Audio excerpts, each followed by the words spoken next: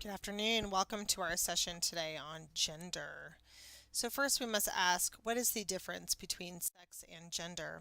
Sex is the physical and biological traits that distinguish male and females, differing reproductive organs of men and women, physical distinctions such as physical stature and tone of voice.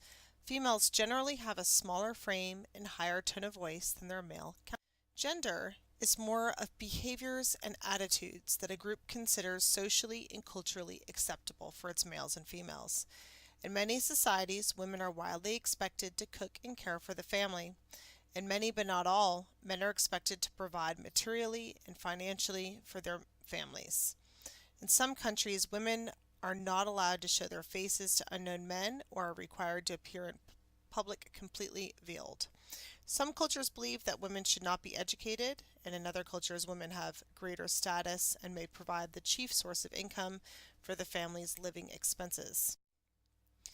The gender gap is the statistical measure of the differences in access to health care, education, wealth opportunity, and government participation that exists between men and women. Gender Inequality Index, GII, has reproductive health, workforce, and empowerment to take into consideration. Countries are ranked out of 188 for GII. Number 1 is Great Equality of Men and Women. Number 188 is Great Inequality of Men and Women. Reproductive health. Adolescent fertility rates is the number of births per 1,000 of women ages 15 to 19. Having children early in life exposes adolescent women to unnecessary risks. Their chance of dying is twice as high as that of a woman who waited until her 20s to begin childbearing. In addition, early childbearing greatly reduces the likelihood of a girl advancing her education and limits her opportunities for training and employment. Globally, the trend has certainly been downward, but there are very sharp differences in levels and trends across regions.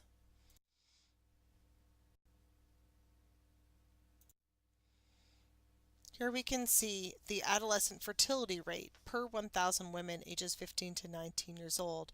You will notice that Canada, most of Europe, and China and Australia have the lowest. Maternal mortality rates is the number of women ages 15 through 49 who die from pregnancy-related causes while pregnant or within 42 days of pregnancy termination per 100,000 births.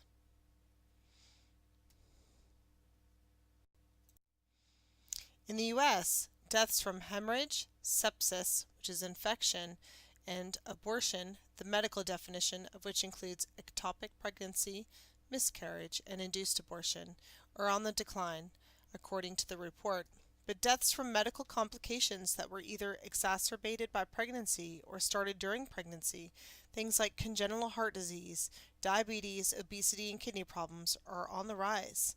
So are combined deaths from embolism, heart failure, and anesthesia complications.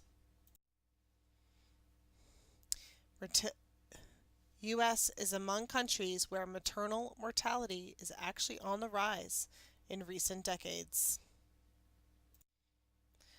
Workforce. Labor force participation rate. Proportion or percentage of the population ages 15 and older that is economically active, all people who supply labor for the production of goods and services during a specific period. Most female dominated occupations are secretaries, receptionists, childcare workers, bookkeepers and audit clerks, registered nurses, nurses and home healthcare aides, maids, housekeepers, elementary and middle school teachers, cashiers, and customer service reps. Male and female labor force participation rates. As we can see, the percentage is going down for men and going up for women, but has plateaued and is actually going down slightly since 2008. Percentage of women age 15 or up who participate in the labor force.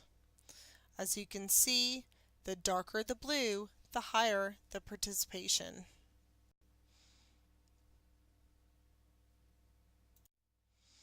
Income ratio, how much a woman makes for every dollar earned by a man. Percentage pay gap around the world. As we can see here in the United States, we have about 15 to 20% percentage pay gap, meaning women are getting paid 15 to 20% less than men in the same job. Gender pay gap by state. As you can see, we have yellow as being the middle, and then we have a high national median annual earnings of women compared with men's is 79%.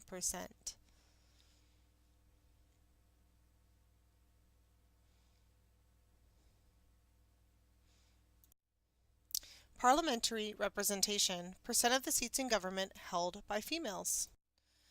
Here we have government participation by women. As you can see, the green countries have a higher government participation by women, whereas the dark red have a very low participation by women. Which countries have had a female leader? Here in the United States, we have not had, there's no data.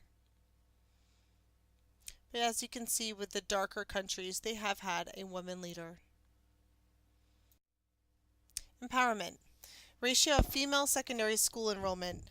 Ratio of female students enrolled for secondary school to male student enrollment, aka Gender Parity Index or GPI.